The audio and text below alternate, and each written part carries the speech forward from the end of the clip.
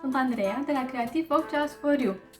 Ca o mărțișoare speciale, astăzi, în video acesta, îți voi arăta câteva mărțișoare lucrate handmade în totalitate, care cu siguranță vor bucura pe cei dragi și avantajul lor cel mai mare este că vor fi purtate pe tot timpul anului, deci nu vor rămâne într-o cutie uitate după ce trece luna mărțișorului.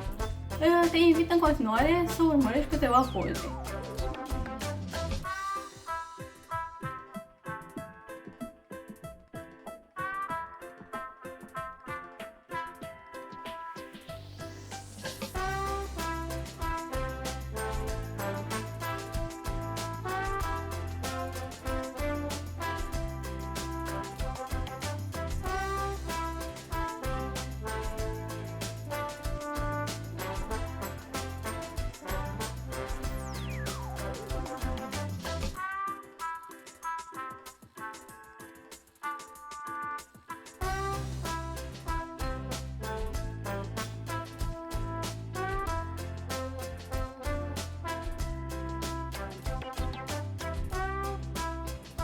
Sper că ți-au plăcut modelele pe care le-ai văzut. Dacă vrei să le vezi cu mai multă atenție, să le vezi detaliile, găsești link-ul către album, unde vei găsi atât poze cât și filmulețe pentru a mă asigura că observi toate detaliile lor, ca și cum le vedea la un târg în realitate, în descrierea acestui filmuleț. Eu îți mulțumesc că m-ai ascultat și dacă vrei mai multe detalii despre modelele disponibile, te aștept să vorbim în privat pe Facebook sau Instagram.